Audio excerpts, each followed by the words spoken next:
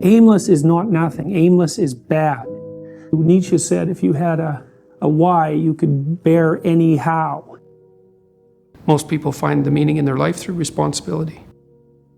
I believe the fundamental religious truth of the idea that life is suffering. It's suffering because we're mortal and fragile, and because we're also subject to malevolence at our own hands and at the hands of others. It's a constant existential problem, and that can make you bitter and can make you hopeless and nihilistic and depressed and anxious and likely to abuse substances of various sorts as a medication or an escape. It can augur you in a very large number of ways. And I'm suggesting to people that there is a way out of that. And the way out is to confront that forthrightly and to adopt responsibility in your own life and to try to make the world a better place, and that it's necessary to do that. And that if you don't do that, that things go badly.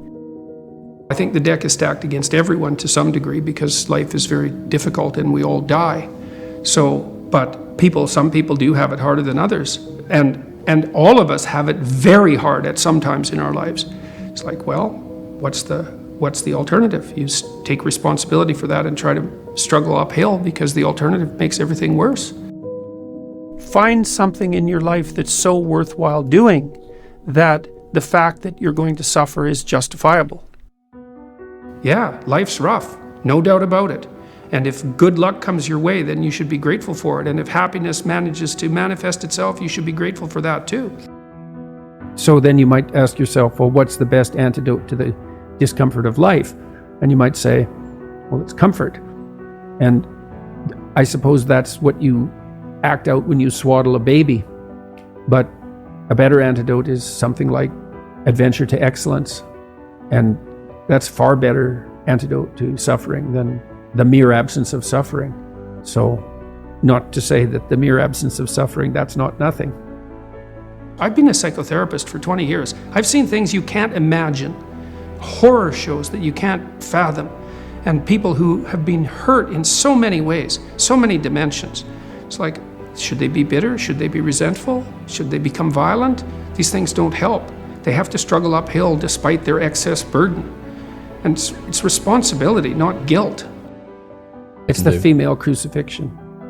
And that's exemplified best the best portrayal of that I've seen is Michelangelo's Pieta. It's a statue of Mary, and she has Christ's body on her, as an adult, on her lap, and he's broken and destroyed, and she's displaying that. And that's the bravery of a mother to allow that to happen, but not only that, to facilitate it. Where you go, kid. Where you go. Well, why? It's dangerous out there. It's like, yeah, no kidding. It's more dangerous here if you stay with me, by a lot. So you might lose your body out there in the world, but if you stay here, you lose your soul. It's a pretty competitive world. There's lots of competition for young men in particular. There's competition for status and limited resources and for the attention of women. And just because you're nice doesn't necessarily mean that you come out particularly well in those competitions. I would like to say that you should all be smarter, but I don't know how you could be smarter.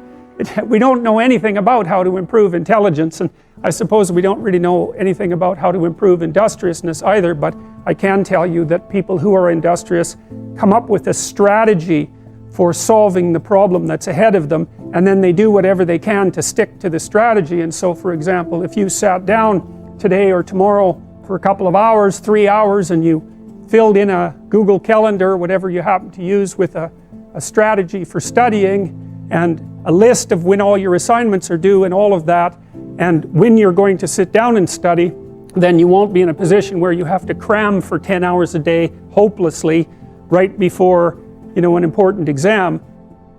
It's beautifully put that love is the highest ideal to reach for, and truth is... It's handmaiden. I thought about that for a long time, right? This hierarchy of ideal. And the thing about truth, that bitter truth, let's say, that cynical truth, is it can break the shackles of naivety. And actually, a burnt cynicism is a moral improvement over a blind naivety, even though one is in some ways positive, but only because it's protected. And the other is bitter and dark, but still better. But you're not done at that point. You're just barely started.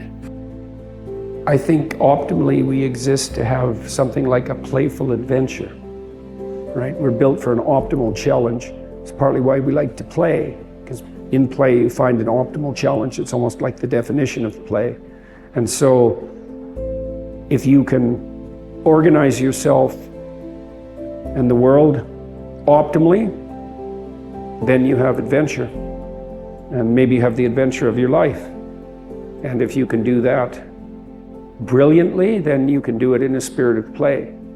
That's what you need and want.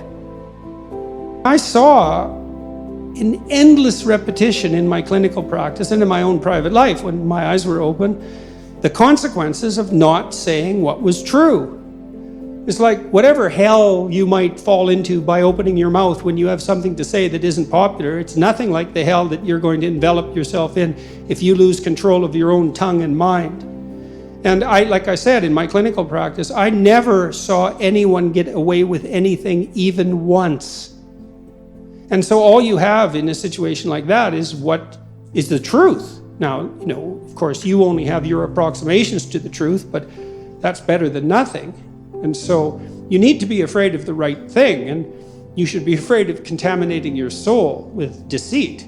That's what you should be afraid of. What happens is, garbage in, garbage out, the old programmer saying goes, and so you'll fill your head with nonsense and no one will call you on it except you, but you can still that voice if you try hard enough. You just wait until you get in real trouble. One day there'll come a point where you have to make a decision, and the decision is the difference between life and death, or worse, between someone else's life and death, or worse, between health and the suffering that's worse than death.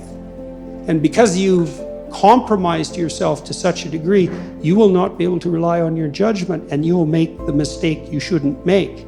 And then you're done. And that will absolutely happen. Yeah, well, you set what's great against what's tragic. Yeah. What else could you possibly do? And so then you say, well, how do you find what's great in your own life? And part of that is you watch. It's like, when is it that I'm doing something that alleviates my suffering, right? It's you have to ask that question to yourself honestly. One of the things you have them do is say, well, why don't you just watch for a week? Like, watch yourself like you don't know who you are, and just see when you're not quite as miserable. Yeah. And then let's see if we can figure out what it is about what you're doing in that situation that's lifting the gloom. It's like, okay, there's something in that that's curative, right? And that's something in that's curative is related to, well, you might say your purpose. It's like maybe part of the reason you're depressed is because you're too isolated. Well, now we can work on that. So let's see if we can increase the amount of time you're spending with your friends by like 20%. Or maybe you need a couple of new friends. Or maybe you need to work on your comic material, because you can set that against the tragedy of life.